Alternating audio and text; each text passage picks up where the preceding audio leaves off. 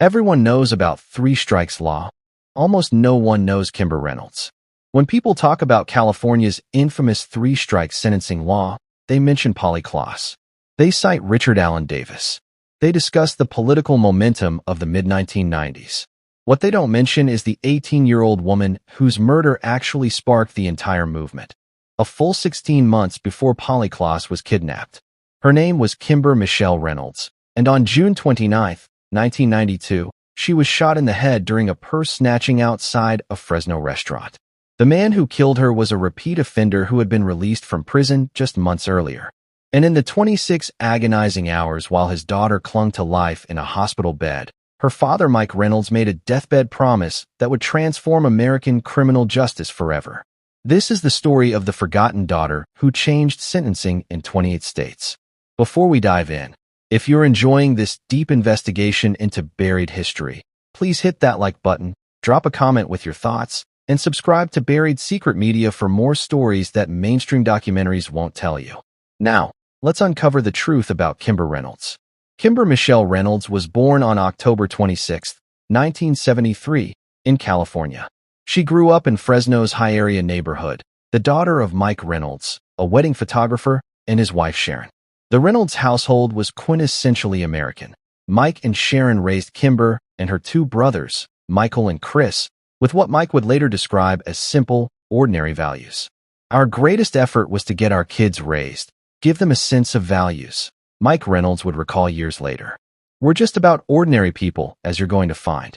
There was nothing about the Reynolds family that would suggest they would become the face of one of America's most controversial criminal justice reforms. Mike Reynolds made his living capturing other people's happy moments, weddings, celebrations, the kinds of occasions where families gather and create memories. He was a businessman, not an activist. A photographer, not a politician. A father who wanted nothing more than to see his children grow up safe and happy. In June 1992, Kimber was 18 years old and home from college. She had come back to Fresno to attend a wedding. Ironic, given her father's profession. Friends and family who knew her remembered a young woman described simply by her father as a sweetie. She had dreams. She had plans. She had a future that stretched out before her with all the promise that 18-year-olds carry with them. On the evening of Monday, June 29, 1992, Kimber decided to go out with friends for dessert. They chose the Daily Planet, a popular restaurant in Fresno's Tower District, one of downtown Fresno's most vibrant entertainment neighborhoods. It was the kind of place where young people gathered on summer evenings, where the streets were busy with foot traffic, where nothing bad was supposed to happen. It was an ordinary night, until it wasn't. The Daily Planet was bustling that Monday evening. Kimber and her friends finished their dessert and began the short walk to their cars parked along the street in front of the restaurant. Other diners were coming and going. People were walking past. It was a public place, well lit, with plenty of witnesses around. None of that mattered. As Kimber reached her car, two men on a stolen motorcycle roared up beside her. Before she could react, before she could scream, before anyone could help, one of the men grabbed at her purse. This was supposed to be a quick snatch-and-run robbery, the kind of street crime that takes seconds and leaves the thief racing away before anyone realizes what happened. But Kimber Reynolds fought back. She resisted. She held onto her purse. She refused to be a victim. And that split-second decision to fight instead of surrender cost her everything. Joseph Michael Davis, a career criminal, a hardcore methamphetamine user, a man who had been jailed multiple times on drug and gun charges, pulled out a .357 Magnum revolver. This wasn't a warning. This wasn't intimidation. This was an execution. Mike Reynolds would later describe what happened with the precision of a man who had replayed those seconds in his mind thousands of times. Then one of the men, without warning, literally, without provocation, pulled out a .357 Magnum, which is one of the most powerful handguns in the world, and placed it in her ear and pulled the trigger. Executed her on the spot. The gunshot echoed through the Tower District. Kimber Reynolds collapsed on the pavement outside the Daily Planet. Witnesses screamed. The two men on the motorcycle sped away into the Fresno night. And an ordinary summer evening became the beginning of a criminal justice revolution. Mike Reynolds received the phone call that every parent fears, the one that shatters your world into before and after. Your daughter has been shot. She's been rushed to the hospital. Come immediately. The drive to the hospital exists in a kind of suspended reality for parents in these situations. Hope and dread fight for space in your mind. Maybe it's not as bad as they said. Maybe she'll be okay. Maybe this is all a nightmare you're about to wake up from. But when Mike Reynolds arrived at the hospital, the medical team's faces told him everything he needed to know. Kimber had been shot in the head at point-blank range with one of the most powerful handguns manufactured. The bullet had done catastrophic damage. The doctors were doing everything they could, but the unspoken truth hung in the air. This was a matter of when, not if. For 26 hours, Mike Reynolds sat at his daughter's bedside. 26 hours watching machines breathe for her. 26 hours listening to monitors beep. 26 hours of being absolutely, completely, utterly helpless while his little girl, his sweetie, died by degrees in front of him. There was nothing I could do, Reynolds would later say, his voice still carrying the weight of that helplessness decades afterward. I've never felt so helpless in my life. It was during those 26 hours at Kimber's hospital bedside that Mike Reynolds made the promise. He wasn't thinking about legislation. He wasn't contemplating ballot initiatives or criminal justice reform. He was a grieving father sitting next to his dying daughter, and he made her a promise the way parents do, desperately, passionately, meaning every word even though she probably couldn't hear him. If I could do anything to prevent this from happening to other kids, I would do everything I could. It may have sounded like an idle promise at the time, Reynolds would later reflect. But I promised her that if I could do anything to prevent this from happening to other kids, I would do everything I could. And I'm still trying to keep that promise today. On June 30th, 1992, at approximately 2 o'clock in the afternoon, Kimber Michelle Reynolds died from her injuries. She was 18 years old.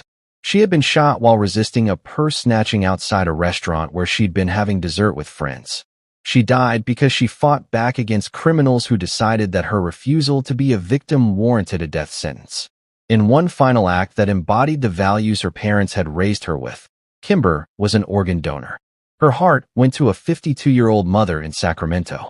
The Reynolds family would stay in touch with this woman for decades, finding some small measure of comfort in knowing that part of their daughter continued to beat inside someone else, giving life where death had tried to take it. Mike Reynolds buried his daughter, and then he went to war. The Fresno Police Department moved with extraordinary speed. The murder had occurred in a busy public location during evening hours, which meant one crucial advantage: witnesses. Multiple people had seen the attack. They had seen two men on a stolen motorcycle. They had seen the struggle. They had seen the shooting. And critically, they could describe the assailants. Within hours of the murder, police had developed solid leads. This wasn't a mystery. This wasn't a whodunit. This was a case where witnesses could point investigators in the right direction immediately. A key eyewitness helped police locate the two assailants. The descriptions matched known criminals in Fresno's system. Men who had been arrested before, men whose faces and names were familiar to law enforcement, men who had cycled through the revolving door of California's criminal justice system again and again. Joseph Michael Davis was identified as the shooter almost immediately. His extensive record of drug and gun charges made him easy to spot once witnesses provided descriptions. Douglas David Walker, his accomplice, was similarly well known to authorities. Both men were on parole. Both men were supposed to be monitored. Both men were exactly the type of repeat offenders that the system was supposed to be keeping off the streets. The case against them was solid. Multiple witnesses, physical evidence, a stolen motorcycle, a murder weapon. This wasn't a case that required months of detective work or complex forensic analysis. This was solved in hours because the killers were career criminals who couldn't stop themselves from committing crimes. Joseph Michael Davis represented everything that was broken about California's criminal justice system in 1992. He was a hardcore methamphetamine user whose adult life was defined by one arrest after another. Drug charges, gun charges, theft charges, violence. The pattern repeated endlessly, and each time the system gave him another chance. Most critically, Davis had been released from state prison just months before murdering Kimber Reynolds. He had been serving time for auto theft, one of many convictions on his lengthy record. But California's system of early release, good time credits, and parole put him back on the streets with minimal supervision. On June 29, 1992, Davis was high on methamphetamine when he and Walker decided to commit robbery. They stole a motorcycle. They cruised the Tower District looking for victims. And when an 18-year-old girl refused to hand over her purse without a fight, Davis pulled a .357 Magnum and shot her in the head. The Fresno Police Department identified Davis quickly and moved to arrest him. But Davis had no intention of going back to prison peacefully. When officers converged on his apartment, Davis came out shooting. He opened fire on police, who returned fire and killed him in the street. Joseph Michael Davis would never face trial for Kimber Reynolds' murder. He would never hear a judge sentence him. He would never serve time for taking an 18-year-old's life. He died the same way Kimber did, violently, suddenly, with a gun. The difference is that Davis chose his fate. Kimber never got that choice. Douglas David Walker, Davis's accomplice on that fatal night, was 28 years old in June 1992. But his criminal career had started 15 years earlier, when he was barely old enough to be in high school. Walker was first charged with selling heroin at age 13. Read that again. 13 years old. Most kids that age are worried about passing math tests and making the soccer team. Walker was dealing heroin. By the time he participated in the robbery that killed Kimber Reynolds, Walker had already served time in state prison multiple times. He was, in his own words, very familiar with state penitentiaries. He had been arrested for drug offenses, theft, and various other crimes throughout his teenage years and 20s. Each time, the system gave him a relatively short sentence, released him early, put him on parole, and watched him commit more crimes. Like Davis, Walker was fresh out of prison and on parole when he climbed onto that stolen motorcycle on June 29th. Both men were high on drugs. Both men were supposed to be monitored by parole officers. Both men should have been in prison, not roaming Fresno's streets looking for victims to rob. Walker's legal outcome after Kimber's murder proved deeply unsatisfying to the Reynolds family and would become emblematic of everything Mike Reynolds wanted to fix. Prosecutors offered Walker a plea deal, and he took it. The murder charges were dropped in exchange for Walker pleading guilty to robbery and attempted robbery. His sentence? 9 years in prison. And with California's good time credits, the system that allowed inmates to reduce their sentences through supposed good behavior in prison, Walker served only 4.5 years. By the late 1990s, the man who had participated in the robbery that left Kimber Reynolds bleeding on a Fresno sidewalk was back on the streets, free. What happened next represents one of the darkest ironies in the entire three-strike story. Douglas Walker, the very criminal whose attack on Kimber Reynolds inspired the law, would go on to demonstrate exactly why that law was necessary. In 2003, Walker was convicted of grand theft for stealing a tool chest. A judge had the opportunity to apply the three strikes law to Walker. This was it, the chance to use the very legislation that Kimber's death had created to finally put Walker away permanently. But the judge chose not to. He gave Walker the benefit of the doubt. Walker received a sentence of approximately 12 years instead of 25 to life. Did Walker use this mercy to turn his life around? Did he prove that the judge was right to give him another chance? No. In 2014, Walker was arrested for domestic violence after brutally beating his girlfriend. The violence was severe enough that he also faced 3 counts of dissuading a witness, trying to intimidate the victim into not testifying against him. In December 2017, Judge Kent Hamlin convicted Walker on all charges. And in February 2018, 26 years after he helped murder Kimber Reynolds, Douglas David Walker finally received the sentence that should have been imposed decades earlier, 44 years to life in prison. Mr. Walker's made it clear that he has serious difficulties conforming to the expectations of the community, Judge Hamlin stated at sentencing. He's made it clear that when given an opportunity, he will continue to not live a law-abiding life and continue to put others at risk. Prosecutors noted that Walker had spent only a combined 2 years free from prison since December 1992. Think about that.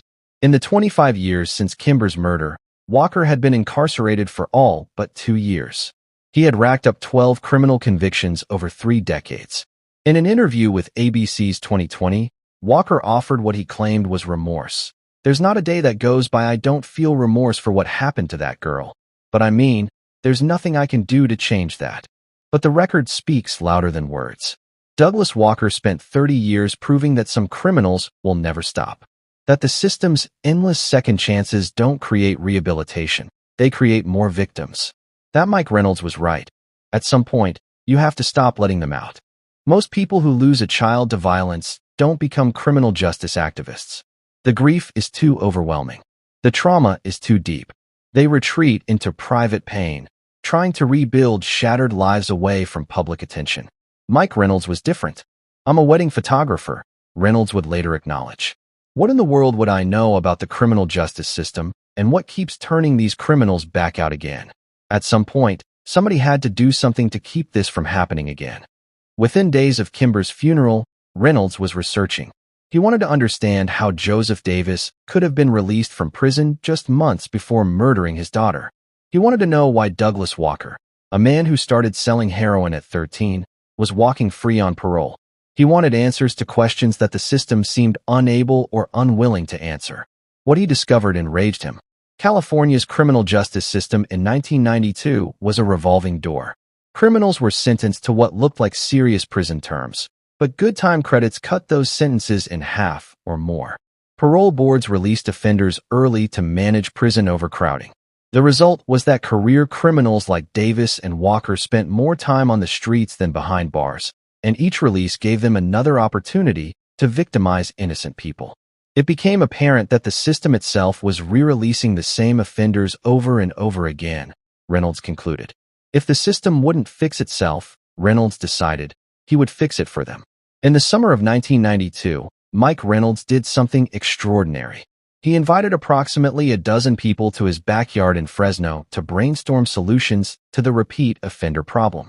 This wasn't a gathering of political insiders or criminal justice experts meeting in some Sacramento conference room. This was ordinary citizens sitting in a photographer's backyard trying to figure out how to protect their community. But Reynolds was smart about who he invited.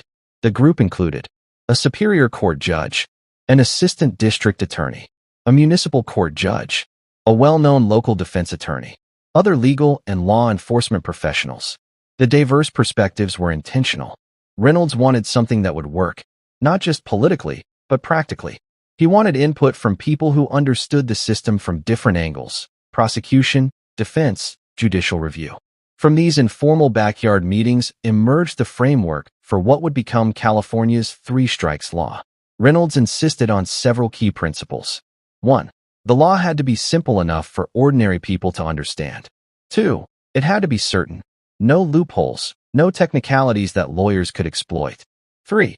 It had to be tough enough to actually deter career criminals. The concept wasn't entirely new. The idea of enhanced sentences for repeat offenders had existed in various forms for years. But Reynolds wanted something different.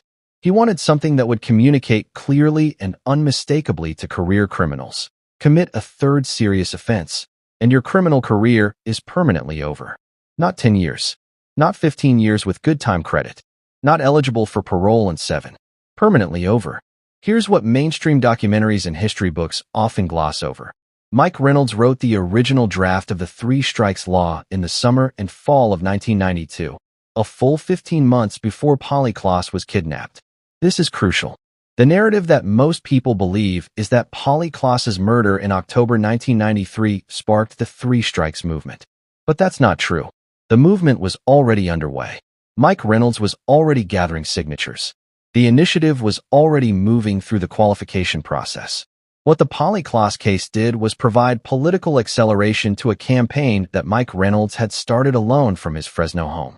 But history, as they say, is written by whoever tells the best story. And the story of Polly Klaas, a 12-year-old kidnapped from her bedroom during a slumber party, captured the nation's attention in a way that Kimber Reynolds' murder, tragic as it was, did not. Reynolds found legislative allies willing to champion his cause. Assemblyman Bill Jones, a Republican from Fresno, agreed to carry the legislation as Assembly Bill 971. Assemblyman Jim Costa signed on as co-author. In the state Senate, Senators Wyman and Presley became principal co-sponsors. The original draft that Reynolds and his backyard team created became the foundation for AB 971. It contained the key provision that would make California's law unique. Any felony conviction could trigger a third strike and a sentence of 25 years to life. Most proposed three strikes laws in other states required the third offense itself to be violent or serious. Reynolds's version didn't. His philosophy was simple. If you've proven through 2 serious or violent felonies that you're a danger to society, then committing any third felony, even a non-violent one, demonstrates that you can't stop yourself from breaking the law. At that point, society has the right to remove you permanently. Critics would later attack this provision as draconian. They would point to cases of people sentenced to life for stealing pizza or shoplifting videotapes. But Reynolds never wavered. All they have to do is stop doing crime. That's all we ask. And they'll never be charged under 3 strikes. I don't think that's too much to ask. While Assembly Bill 971 worked its way through the legislative process in 1993, Mike Reynolds simultaneously pursued a parallel strategy, a ballot initiative. He understood California politics well enough to know that even if the legislature passed his law, future legislators could weaken or repeal it. But a law passed by voter initiative? That was different. Under California's system, voter-approved initiatives cannot be amended by the legislature without voter consent. If Reynolds could get 3 strikes passed as a ballot measure, he could armor-plate it against future attempts to water it down. So he launched a signature-gathering campaign. This was before social media, before online petitions, before viral campaigns could collect millions of signatures with a few mouse clicks. This was photocopied petition forms, volunteers standing outside grocery stores, word-of-mouth organizing, and one determined father driving all over California telling anyone who would listen about what happened to his daughter. I launched a one-man crusade, Reynolds later recalled, but didn't get far in those early months. Progress was slow. People were sympathetic, but converting sympathy into action, getting them to actually sign a petition, was hard work. Mike Reynolds spent 1993 telling Kimber's story over and over. He appeared on talk radio shows.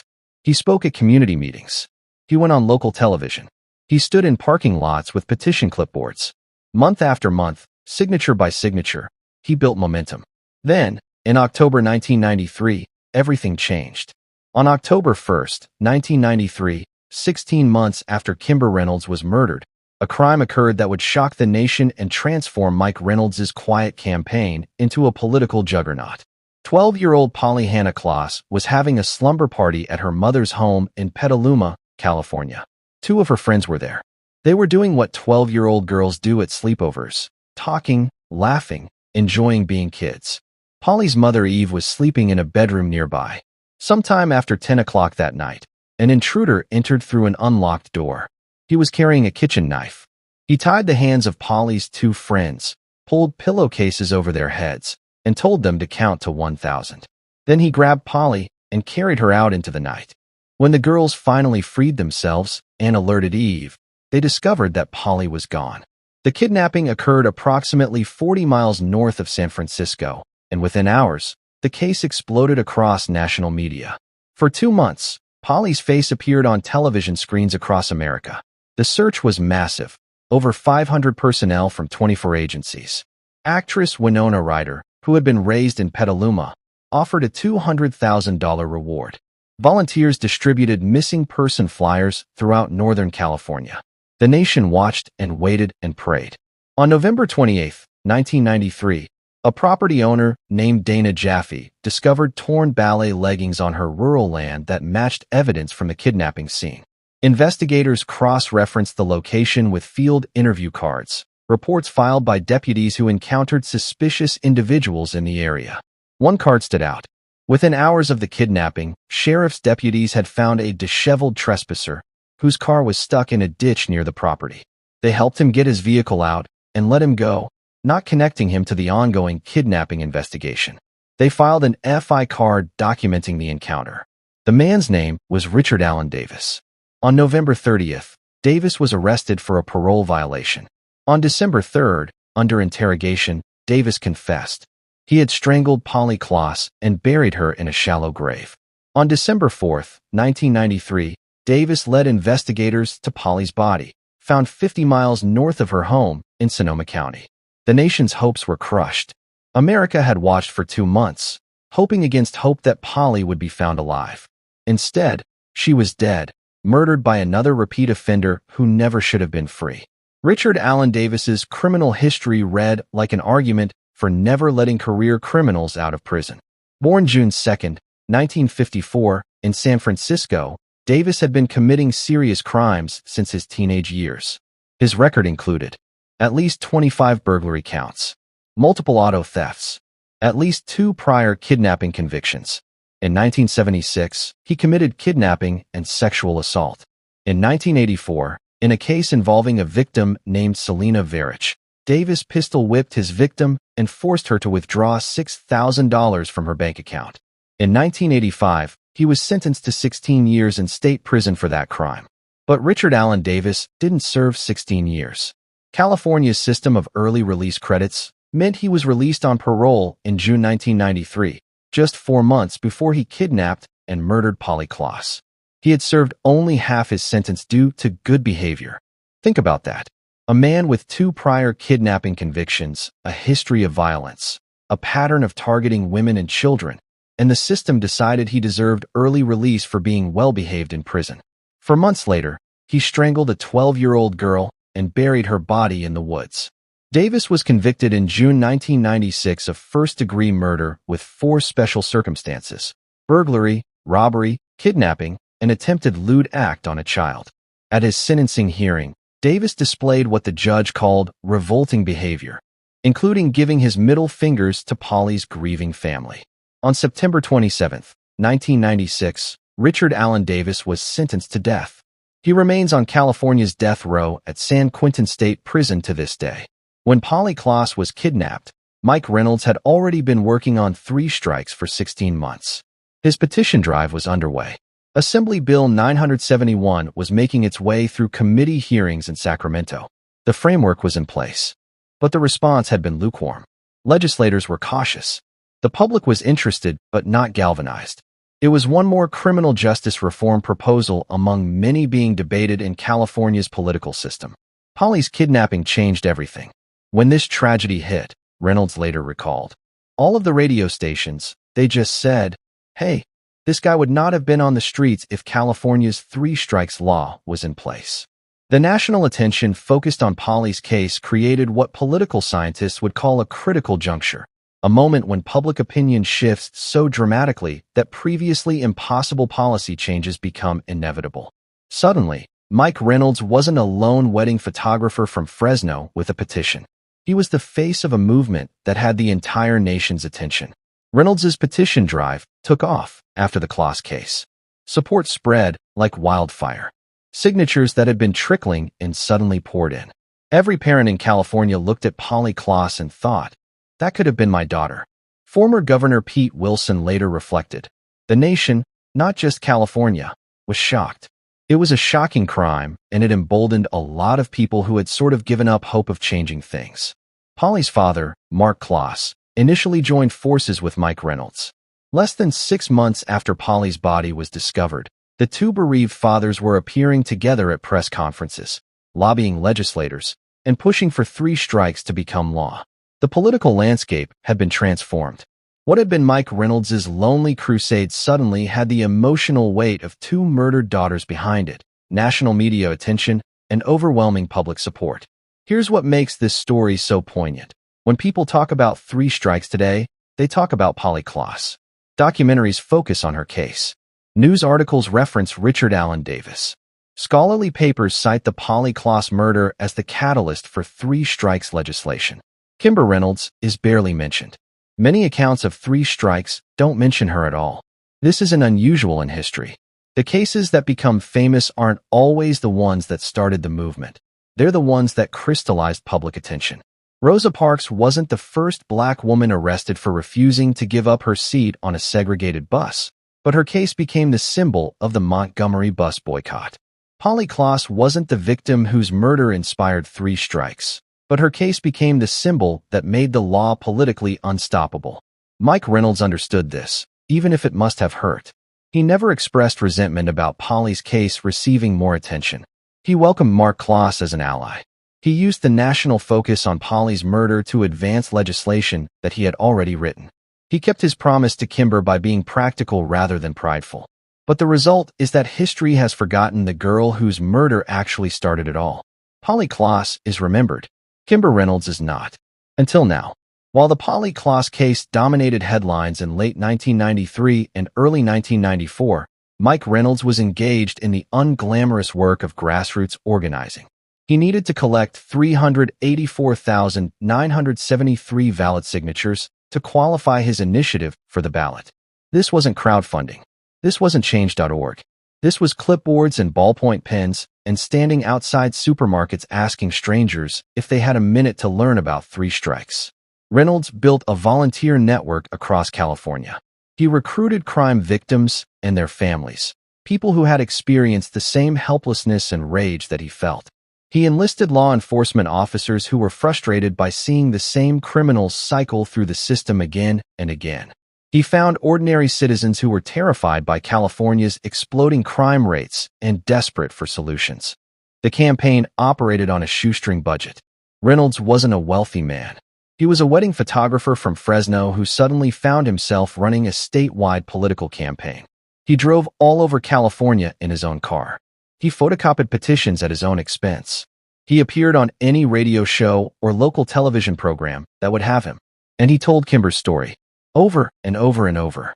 Every time someone asked why he was doing this, he told them about June 29, 1992, about a restaurant in the Tower District, about purse snatching, about a .357 Magnum placed against an 18-year-old's ear, about 26 hours in a hospital watching his daughter die, about a promise made at her bedside.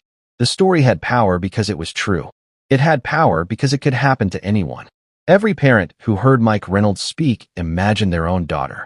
Every person who had ever been afraid to walk to their car at night understood viscerally why this law was necessary. Mike Reynolds didn't build this movement alone, even if he started it that way. By 1994, Three Strikes had attracted a powerful coalition of supporters. Law enforcement, police chiefs across California endorsed Three Strikes. The California Correctional Peace Officers Association, the powerful prison guards union, contributed $101,000 to Proposition 184, making it the second largest contributor to the campaign. Every major law enforcement organization in the state rallied behind the initiative. Victims' rights organizations, groups representing crime victims, threw their support behind Three Strikes. They understood what Mike Reynolds understood. The system was failing to protect innocent people because it kept giving violent criminals another chance. Political leadership. Governor Pete Wilson made Three Strikes a centerpiece of his agenda. He called a special session of the legislature on December 29, 1993, just weeks after Polly Klaas's body was found, to push stalled crime legislation. He convened a California Crime Summit in February 1994, bringing together crime victims, law enforcement, and public officials to build momentum for tough-on-crime measures. Media support. Talk radio, which was experiencing explosive growth in the early 1990s, gave Reynolds a platform to reach millions of Californians. Conservative hosts in particular championed Three Strikes as common-sense justice reform. Grassroots volunteers. Thousands of ordinary Californians donated time to collect signatures, distribute literature, and organize local support.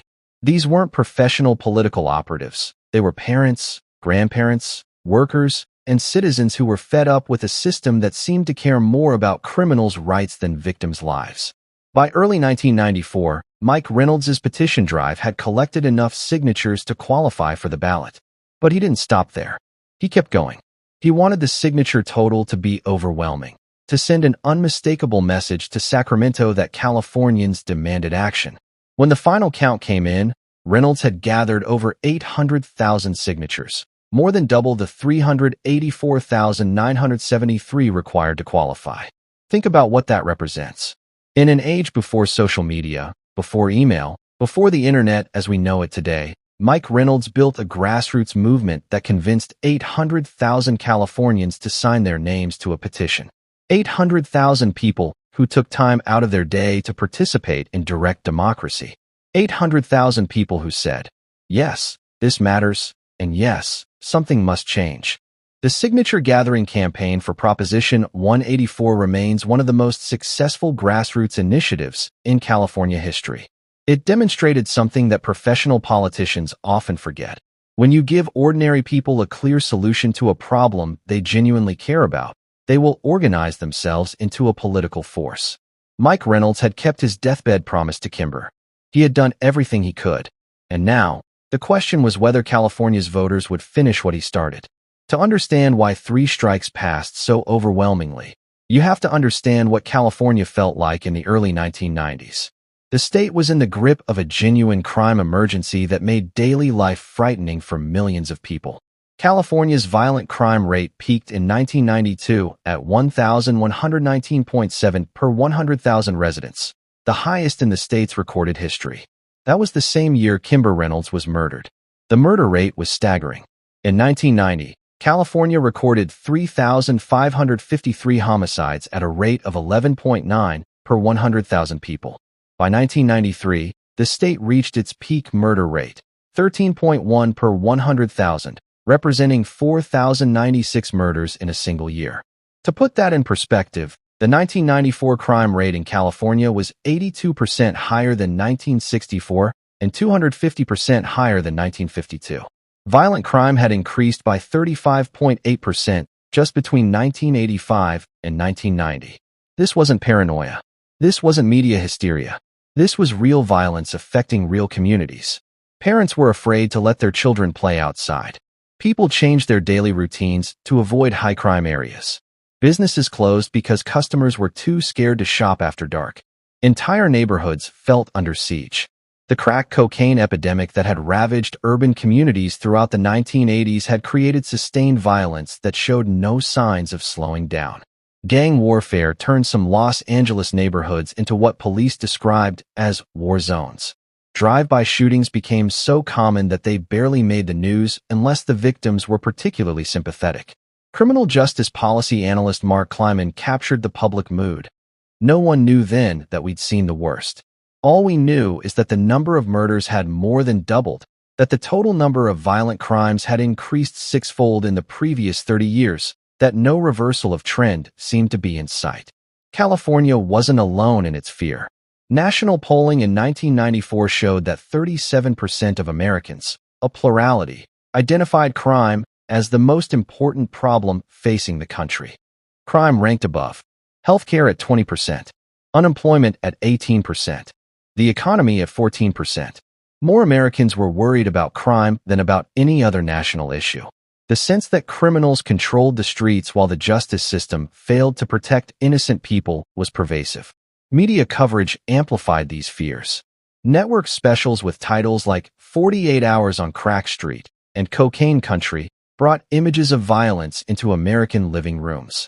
Headlines screamed about youth violence, gang warfare, and communities under siege. Time magazine ran covers asking if America was becoming ungovernable. In this environment, tough-on-crime legislation wasn't controversial, it was inevitable. The political question wasn't whether to crack down on criminals, but how hard and how fast. Republican Governor Pete Wilson had made crime a centerpiece of his political identity since his 1990 election. His 1994 State of the State address captured the intensity of the moment and demonstrated why 3 strikes had such powerful political support. Our streets are being stained with the blood of our children, and damn it, it's got to stop, Wilson declared to the legislature. He invoked the Polly Klaas murder directly. Richard Allen Davis is the most recent example. Davis has confessed to the tragic murder of little Polly Klaas. Davis is a repeat felon, a career criminal with a long record of habitual sordid crimes and violence. This animal should have never been let loose.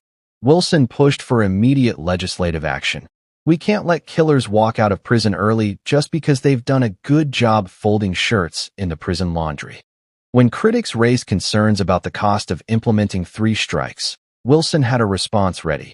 Does anyone want to tell me how much a child's life is worth? Does anyone want to assign a dollar value to 400 murdered children? Wilson understood the political moment perfectly. Californians wanted action, not studies. They wanted solutions, not excuses. They wanted someone to finally say that enough was enough, and Wilson positioned himself as that person. The legislative timeline of Assembly Bill 971 demonstrates how quickly the political system can move when public pressure reaches critical mass. March 1, 1993, Assemblyman Bill Jones introduces AB 971 with Jim Costa as co-author. In the Senate, Senators Wyman and Presley serve as principal co-sponsors. The bill attracts 34 Assembly members and 6 senators as listed co-authors, extraordinary bipartisan support. Throughout 1993, the bill moves through committee hearings while Mike Reynolds simultaneously collects signatures for his ballot initiative. October 1st, 1993, Polly Klaas is kidnapped. The political landscape transforms overnight. December 29th, 1993, Governor Wilson calls a special session of the legislature focused on crime legislation. January 31st, 1994, the California Senate passes AB 971 with overwhelming support. March 3rd, 1994, the California Assembly follows with its approval. March 7th, 1994, Governor Pete Wilson signs Assembly Bill 971 into law at a ceremony held at the Los Angeles Police Department's Hollywood Division Station. The toughest and most sweeping crime bill in California history, Wilson declared at the signing. When critics continued to raise concerns about the law's cost, Wilson was unmoved. It is expensive. Yes, it is. But not nearly as expensive as not doing it. Wilson predicted the deterrent effect would actually keep prison populations manageable, saying of career criminals, "They may be vicious, but they're not fools." Some observers were puzzled. If AB 971 was already law, why continue with the ballot initiative? Why spend money and effort on Proposition 184 when 3 strikes was already enacted? Mike Reynolds understood California politics. Under the state's system, laws passed by the legislature can be amended or repealed by future legislative action. But voter-approved initiatives cannot be changed by the legislature without voter consent. Reynolds was determined to armor plate 3 strikes against future efforts to water it down. He had watched too many tough-on-crime laws get weakened over time as political winds shifted. He wasn't going to let that happen to Kimber's law. Legislators are in a position to unravel everything that's been done here, Reynolds explained. By passing Proposition 184 with the same language as AB 971, he would give the law constitutional protection that only voters could undo. His 800,000 signatures guaranteed that Proposition 184 would appear on the November 8, 1994 ballot. Californians would have their say. The November 8, 1994 election delivered a verdict that shocked even 3 strike supporters with its one-sidedness. Proposition 184 results. Yes, 5,906,268 votes, 71.85%. No, 2,314,548 votes, 28.15%. Nearly 3 out of every 4 voters said yes. The margin of victory was almost 3-1. Proposition 184 won in every region of the state, urban, suburban, rural. It won in conservative counties and liberal counties. It won in wealthy areas and poor areas. This wasn't a close election where turnout determined the outcome. This was a mandate. This was California speaking with one voice. Lock up career criminals and throw away the key. The campaign for Proposition 184 had been led by Mike Reynolds, Mark Klaas, law enforcement organizations, and Governor Wilson. The California Correctional Peace Officers Association provided major funding. The emotional power of Kimber Reynolds's and Polly Klaas's stories proved impossible for opponents to overcome. Opposition to the measure came primarily from civil liberties organizations, public defenders, and some academics who worried about the law's broad application. But in the political climate of 1994, their concerns were drowned out by public anger about crime. The 72% yes vote on Proposition 184 meant that 3 strikes was now embedded in California law with constitutional protection. Future legislatures could not weaken it. Future governors could not veto it. Only another voter initiative could change it. Mike Reynolds had kept his promise to Kimber. Now it was up to California's courts and prosecutors to implement the law that her death had created.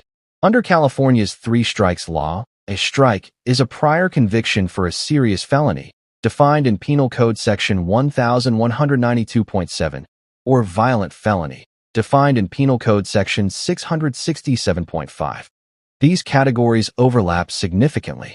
Violent felonies include murder and attempted murder, voluntary manslaughter, rape and other sex offenses, robbery of a residence involving dangerous weapons, kidnapping, carjacking, arson causing great bodily injury.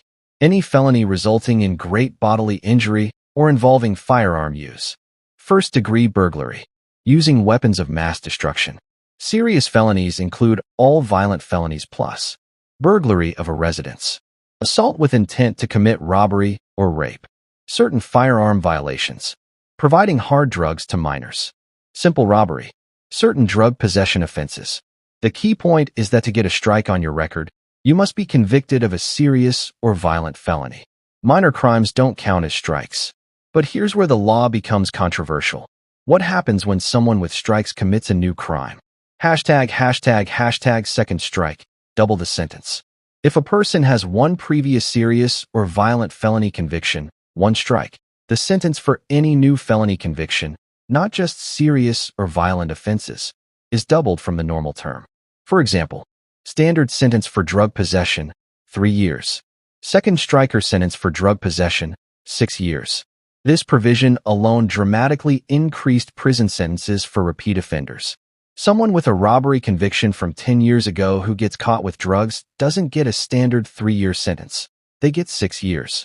If a person has 2 or more previous serious or violent felony convictions, 2 strikes, the sentence for any new felony conviction becomes 25 years to life imprisonment as the minimum term.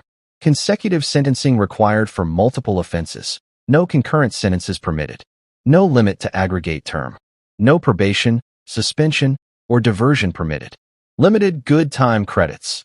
Third strikers can only reduce their sentence by 1/5, 20%, compared to the standard 1/2, 50%, reduction for non-strikers.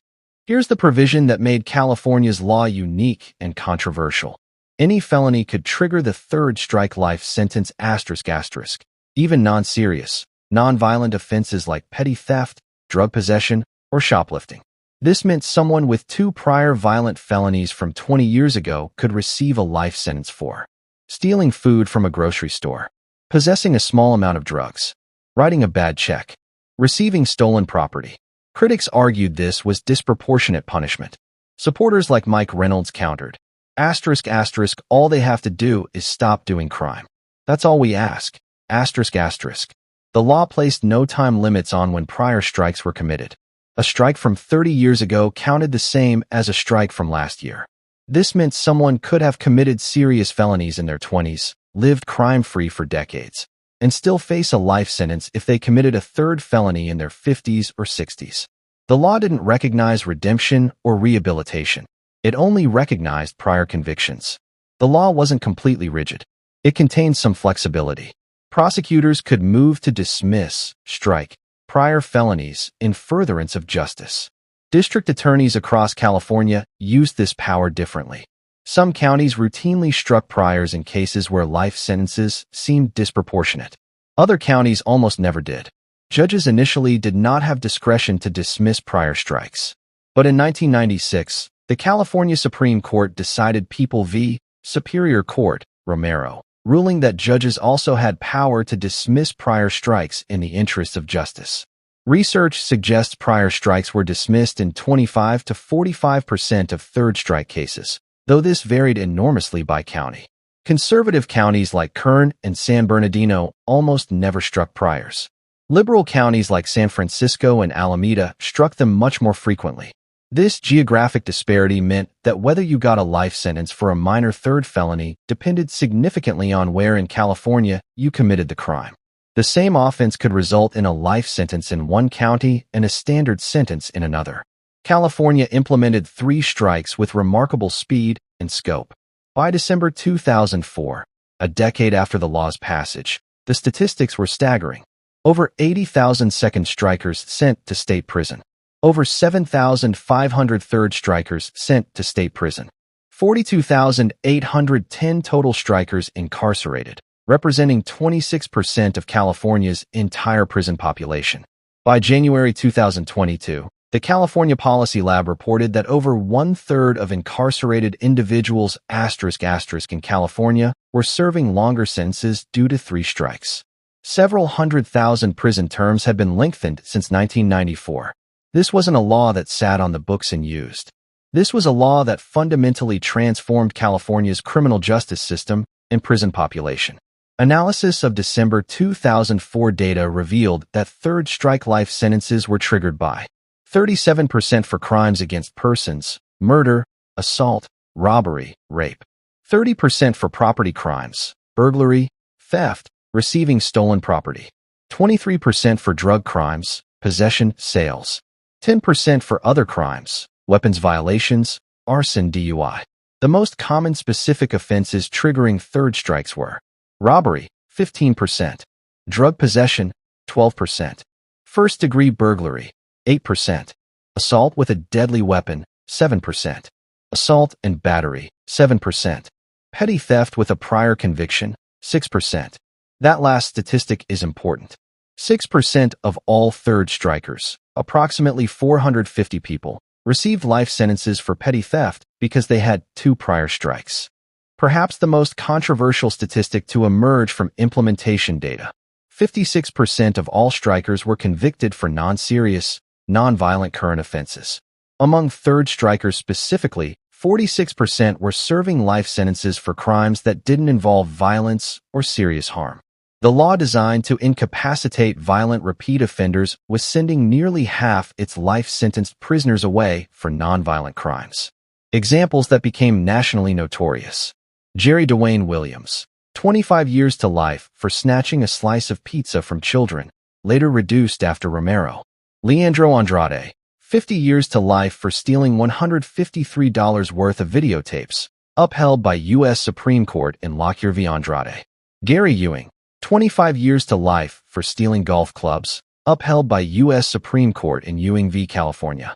The Stanford Three Strikes Project documented even more extreme cases. Life sentence for stealing $1 in loose change from a parked car. Life sentence for possessing less than 1 gram of narcotics. Life sentence for attempting to break into a soup kitchen. Critics argued these sentences constituted cruel and unusual punishment, violating the Eighth Amendment.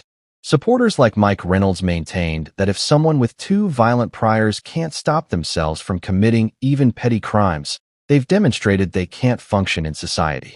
California Department of Corrections data revealed significant racial disparities in three-strike sentencing. Overall striker population: African Americans, 37%, Hispanics/Latinos, 33%, whites, 26%.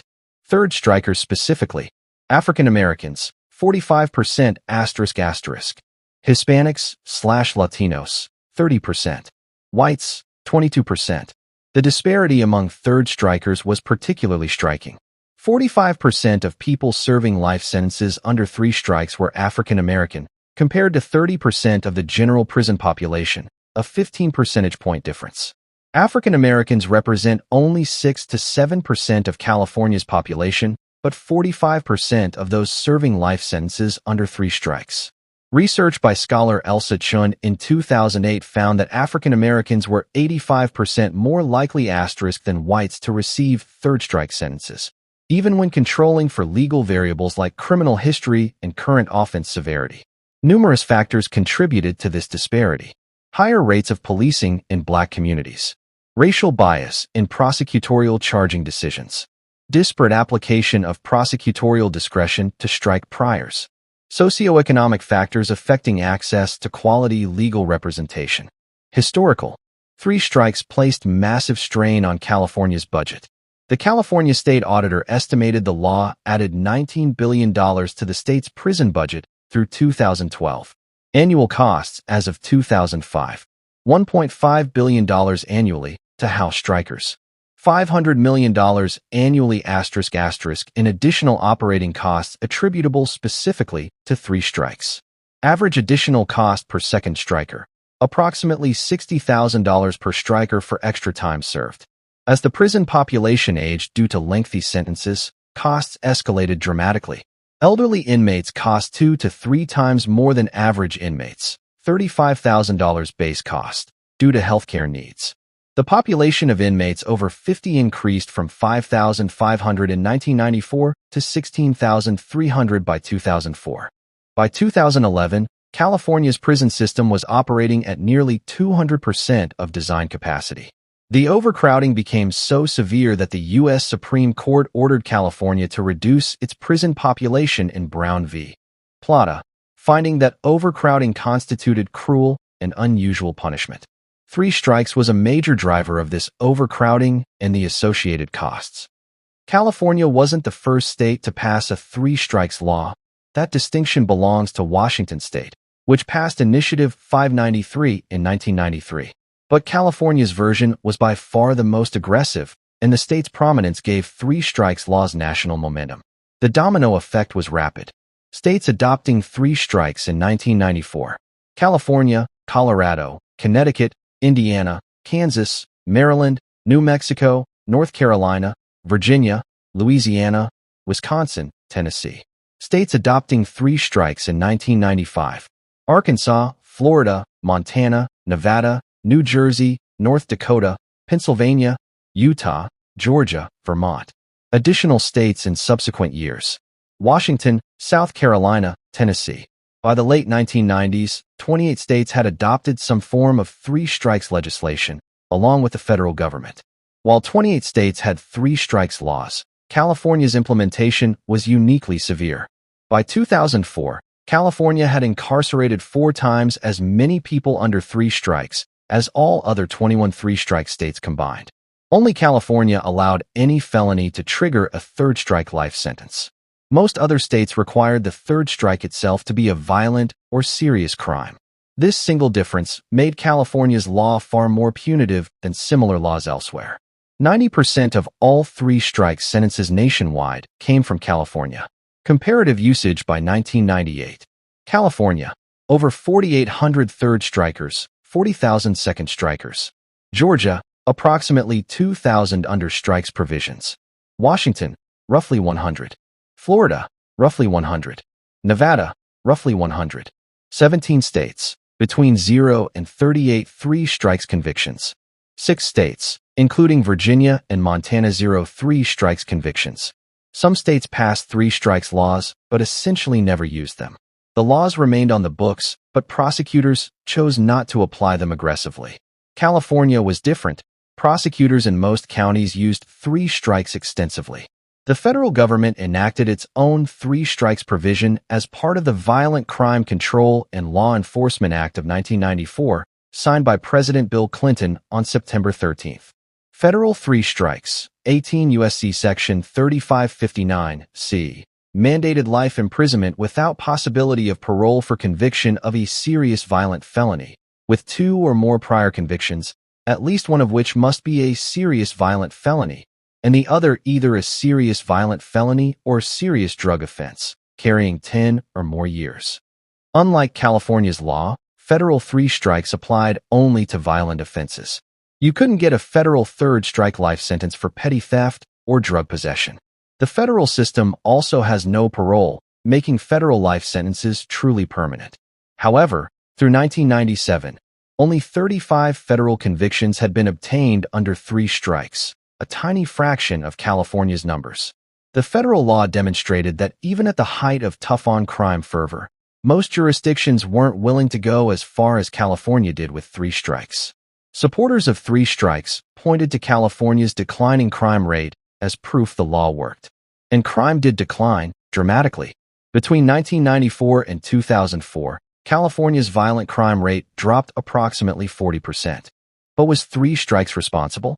Academic research consistently questioned whether the law meaningfully reduced crime beyond what was already occurring nationwide. Robert Nash Parker, UC Riverside, 2011, conducted one of the most comprehensive analyses. His finding: crime decreased at the same rate in every state for 20 years, regardless of whether states had 3 strikes policies. 3 strikes is not driving the trend in violent crime, Parker concluded. His research found declining alcohol consumption more strongly correlated with reduced violence than sentencing policy. No justification for continuing 3 strikes from a violence prevention point of view. Stalzenberg and D'Alessio, 1997, examined the 9 largest California cities and found no indication the law reduced serious crime or petty theft rates in 9 of 10 jurisdictions.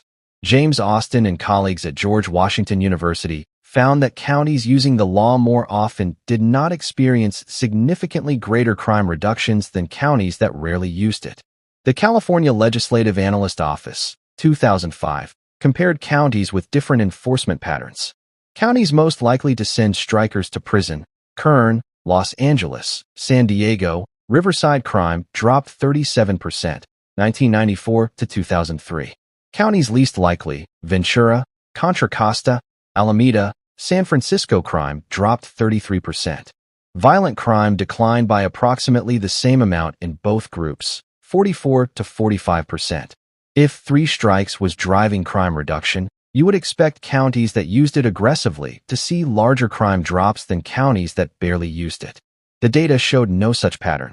The Justice Policy Institute **, 1999-2004, called the law a failure, finding no special effects on crime because strict enforcement counties didn't outperform lenient counties. States with 3 strikes didn't outperform non-3 strike states. The over 30 age group, most affected by the law, didn't show disproportionate crime decline. Multiple factors drove the crime decline of the 1990s, and most of them had nothing to do with 3 strikes. Economic growth. The mid to late 1990s saw strong economic expansion, creating job opportunities that provided alternatives to crime. Better policing, community policing strategies, CompStat systems, and more sophisticated law enforcement techniques made police more effective. Demographics. The cohort of young males aged 15 to 24, the age group responsible for most violent crime, became smaller as a percentage of the population. Reduced gun ownership. Handgun ownership declined among urban youth, reducing the lethality of conflicts. Reduced alcohol consumption. Parker's research found this factor more strongly correlated with violence reduction than any criminal justice policy. End of crack epidemic. The waning of the crack cocaine epidemic that had driven much of the violence in the 1980s removed a major crime driver. Most significantly, crime was already declining before 3 strikes passed ***. The overall crime rate dropped 10% between 1991 and 1994 before the law took effect. 3 strikes supporters credited it with continuing the decline, but researchers found little evidence the law played a significant role beyond what was already happening nationally. Research by the National Bureau of Economic Research documented potential unintended negative consequences of 3 strikes.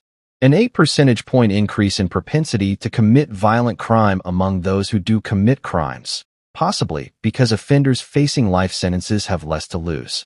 Evidence of a migration effect. Repeat offenders moving to states with lower sanctions. Beggar thy neighbor, spillover effects on neighboring jurisdictions. Johnson and St. Germain, 2005, documented a troubling trend, a 113% increase in police officer victims, 1996 to 2001, with respect to 2 and 3 strike crimes, suggesting offenders may resist arrest more violently when facing life imprisonment. If you're a career criminal with 2 strikes who gets pulled over for a traffic stop, you know that any new felony conviction means life in prison. The incentive to violently resist arrest, to shoot your way out of the situation, increases dramatically. The 3 Strikes campaign was not without internal conflict. Mark Klaas, who had initially joined forces with Mike Reynolds after Polly's murder, developed concerns about the law's broad application. Klaas felt the ballot measure was potentially unjust because it allowed nonviolent 3rd strikes to trigger life sentences. He worried about cases like Jerry Dwayne Williams, the pizza thief, receiving the same sentence as someone who committed murder. In a remarkable turn, Mark Klaas flipped sides and actively campaigned against Proposition 184, creating what observers described as strange public sparring between the 2 bereaved fathers. The disagreement centered on whether the 3rd strike offense itself needed to be violent or serious. Reynolds's version, which became law, allowed any felony to serve as the 3rd strike, triggering a 25 years to life sentence even for relatively minor crimes. Klaas worried this was too harsh for nonviolent offenders who might have turned their lives around. This split was documented in a 1999 PBS documentary, Legacy: Murder and Media, Politics, and Prisons. The film captured the philosophical divide between 2 men who had suffered similar tragedies but reached different conclusions about justice. In 2004, Joe Klaas, Polly's grandfather, endorsed Proposition 66, which would have significantly weakened three strikes. The measure would have required the third strike offense itself to be violent or serious, allowed resentencing of prisoners serving life for nonviolent third strikes, reduced the list of offenses counting as strikes. Mike Reynolds fought Proposition 66 fiercely, viewing it as a betrayal of everything he had worked for. The battle was intensely personal. Reynolds saw it as an attempt to undo Kimber's legacy. Proposition 66 failed, with 53% voting no and 47% voting yes. Three strikes remained intact with all its original provisions. Politics and grief make strange bedfellows. By 2012, when genuine three strikes reform appeared on the ballot as Proposition 36, Mark Klaas had reversed his position again. He joined Mike Reynolds in opposing Proposition 36, the reform measure. Why the change? Klaas explained that he had come to believe the law was working as intended, and that weakening it would endanger public safety. The passage of time, reflection, and seeing the law in action had changed his mind. But this time, Klaas and Reynolds were on the losing side. Proposition 36 passed with 69% of the vote, nearly the same overwhelming margin that had passed the original law 18 years earlier. 20 years after three strikes passed, California voters approved significant modifications. Proposition 36, the Three Strikes Reform Act, appeared on the November 6, 2012 ballot. The key modification: the third strike offense itself must be a serious or violent felony for the 25 years to life sentence to apply. Non-serious, non-violent third strike felonies now result in doubled sentences, treated as a second strike, rather than life imprisonment. Exceptions preserve life sentences when the third strike involved certain drug, sex, or gun-related felonies. Prior convictions included rape, murder, or child molestation. The offender used or possessed a firearm or intended to cause harm during the current offense. Critically, Proposition 36 included retroactive resentencing provisions. Prisoners already serving life sentences for non-serious, non-violent third strikes could petition for resentencing if a court found they did not pose an unreasonable risk to public safety. Proposition 36 passed with yes, 8,575,619 votes, 69.3%. No, 3,798,218 votes, 30.7%. The measure passed by majority in every county, a remarkable bipartisan consensus. Liberal San Francisco and conservative Orange County both voted yes by wide margins. It was the first voter initiative since the Civil War to reduce sentences of inmates currently incarcerated. Supporters included Steve Cooley, the Republican Los Angeles District Attorney; George Gaskin, the San Francisco District Attorney; philanthropist George Soros; the NAACP; the Democratic Party; law enforcement organizations concerned about cost; fiscal conservatives worried about budget impact. Opponents included Mike Reynolds, who continued to defend his original vision; some victims' rights groups; law enforcement unions worried about releasing prisoners. The California Policy Lab tracked outcomes for those released under Proposition 36 through a 2025 report. The results challenged fears that releasing third strikers would create a crime wave. Release statistics: 2,217 people were resentenced and released earlier than their original sentences. Over 1,000 were released in the first 8 months. 46% of those released were Black, compared to 6% of California's population and 24% of total prison releases. Over two-thirds were 50 years or older at release. 59% had spent more than 15 years in prison. Recidivism rates: 25% were convicted of a new offense within 3 years. This compared to 42% recidivism for the general release population. Nearly two-thirds of new convictions were misdemeanors. Initial reports showed recidivism as low as 2% in the first year. The data suggested that people serving life for nonviolent third strikes posed relatively low risk to public safety, exactly what reform advocates had argued. Fiscal impact: $70 to $90 million in annual state savings on prison and parole operations. Stanford estimated $10 to $13 million saved in the first 8 months alone. Reduced healthcare costs for aging inmate population. Proposition 36 demonstrated that it was possible to reform three strikes without compromising public safety. The sky didn't fall. Crime didn't spike.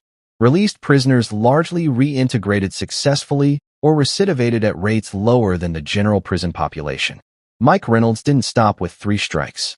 Having kept his promise to Kimber by passing the toughest repeat offender law in the nation, he turned his attention to gun violence. Reynolds became the driving force behind California's 10-20 life law, use a gun and you're done, which imposed mandatory sentence enhancements for crimes committed with firearms. 10 years for using a firearm in a felony.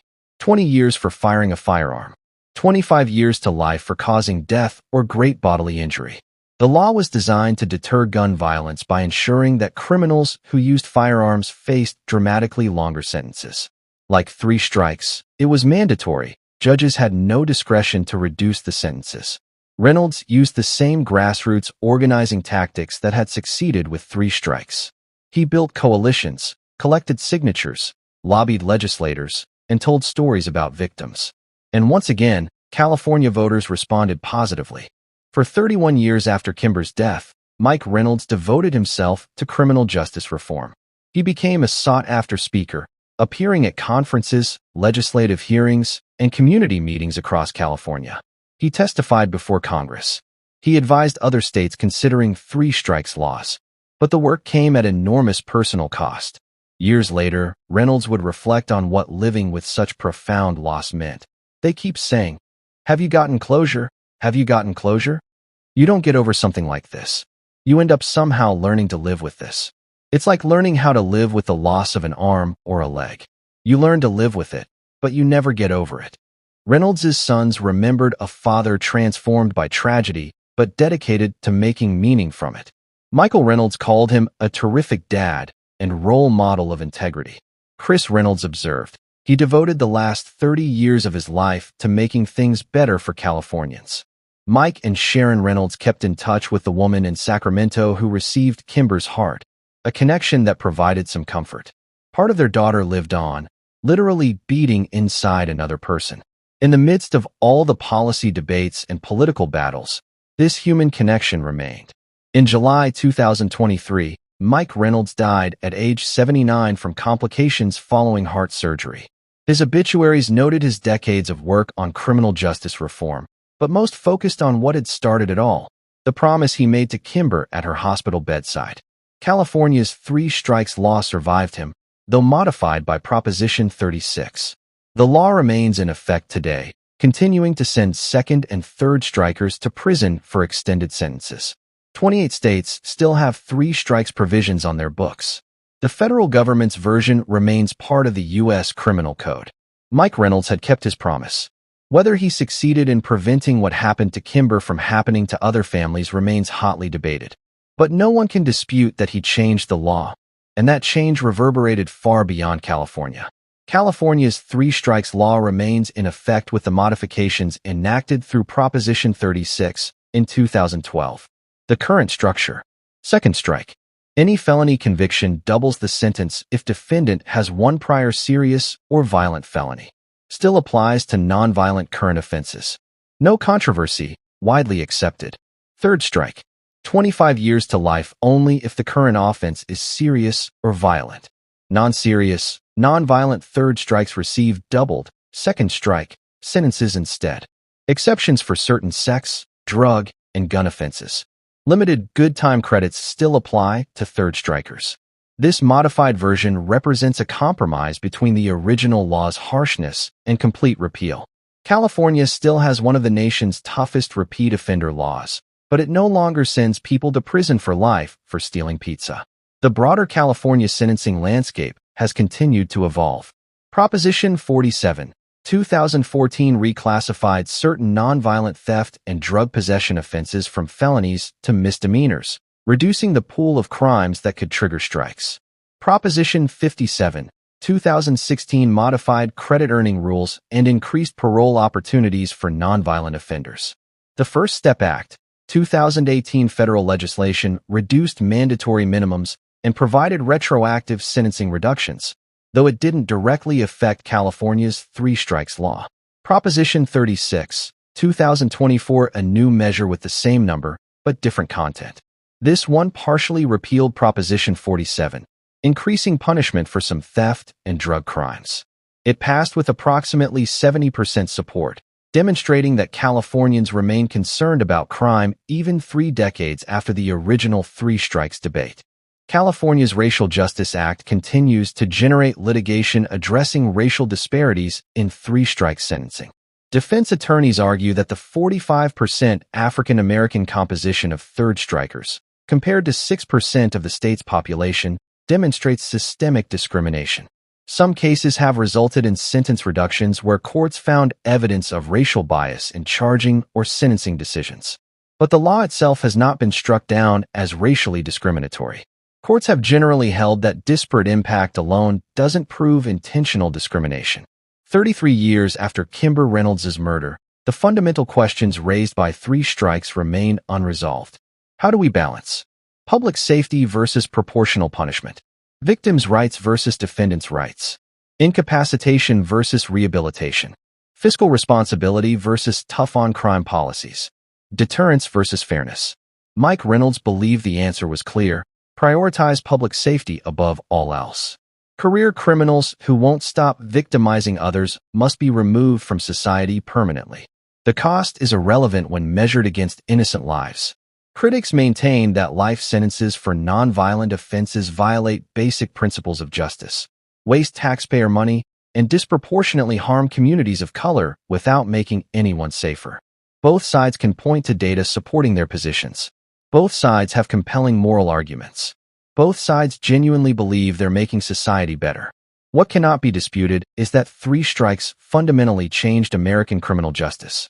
For better or worse, it represents one of the most consequential policy reforms of the late 20th century, all because a father made a deathbed promise to his dying daughter. Everyone knows about three strikes law. Now you know about Kimber Reynolds. When documentaries discuss California's three strikes law, they show Polly Klaas's picture. When scholars write papers analyzing repeat offender statutes, they cite Richard Allen Davis as the catalyst. When politicians debate criminal justice reform, they reference the early 1990s crime wave and public demand for action. What they don't mention is the 18-year-old woman eating dessert with friends at the Daily Planet restaurant in Fresno's Tower District on June 29, 1992. They don't talk about the purse snatching that turned into a murder. They don't discuss Joseph Michael Davis placing a .357 Magnum against her ear and pulling the trigger. They don't show Mike Reynolds sitting at his daughter's hospital bedside for 26 hours, making a promise he would spend the rest of his life keeping. Kimber Michelle Reynolds has been written out of history, or more accurately, she was never properly written into it in the first place. Polly Klaas became the face of three strikes because her case captured national attention at exactly the right moment. Her kidnapping from her bedroom during a slumber party was every parent's nightmare made real, and the intensive 2-month search created sustained media coverage that Mike Reynolds' petition drive benefited from enormously. But Kimber came first. Mike Reynolds wrote the original draft of three strikes before Polly was kidnapped. He gathered his backyard coalition in the summer of 1992. He launched his signature gathering campaign in early 1993. He was already moving Assembly Bill 971 through the legislative process when Polly Klaas disappeared in October 1993. Polly's case provided political momentum that made three strikes unstoppable. But Kimber's case provided the foundation, the original vision, the initial draft, the core philosophy that any felony by a twice-convicted felon should trigger permanent incarceration. This documentary exists to correct the historical record. Kimber Reynolds isn't a footnote to the Polly Klaas story. Polly Klaas is a chapter, an important chapter, but still just a chapter, in the story that began with Kimber Reynolds.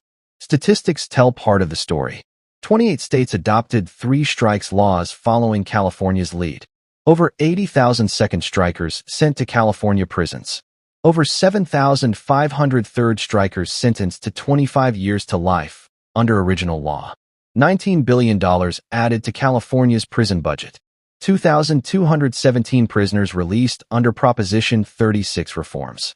25% recidivism rate among released third strikers, compared to 42% for general prison population. But numbers don't capture what Mike Reynolds understood from the beginning. This was about keeping a promise to a dying daughter. It was about transforming unspeakable grief into meaningful action. It was about making sure that Kimber's death, however senseless, however preventable, however heartbreaking, counted for something. Whether Three Strikes achieved its goals remains debated. Academic research suggests it had minimal impact on crime rates beyond what was already occurring. Racial disparities in its application remain stark and troubling. The fiscal costs proved enormous. Cases of people receiving life sentences for minor third offenses violated many people's sense of proportional justice. But Mike Reynolds never apologized for the law he created. He never expressed regret. He never suggested that perhaps it went too far. Until his death in July 2023 at age 79, he remained convinced that Three Strikes did exactly what it was supposed to do: remove career criminals from the streets permanently, preventing them from creating more victims like Kimber. The wedding photographer from Fresno who knew nothing about criminal justice policy when his daughter was murdered became one of the most influential criminal justice reformers in American history. He changed sentencing laws in 28 states. He helped create a legal framework that sent hundreds of thousands of people to prison for extended sentences. He kept his deathbed promise for 31 years. And it all started with an 18-year-old woman who fought back against two criminals outside a restaurant and paid for her courage with her life. This is the story of Kimber Michelle Reynolds, the forgotten daughter who changed sentencing forever. If this documentary opened your eyes to a story you'd never heard before, please consider liking this video, leaving a comment, and subscribing to Buried Secret Media. We're committed to uncovering the hidden stories behind the headlines, the real people whose names have been forgotten, but whose impact continues to shape our world. What are your thoughts on Three Strikes laws? Do you think Kimber Reynolds deserves to be remembered as much as Polly Klaas? Share your perspective in the comments below. And remember, behind every law, every policy, every political movement, there are real people with real stories. Kimber Reynolds was one of those people. Now you know her name.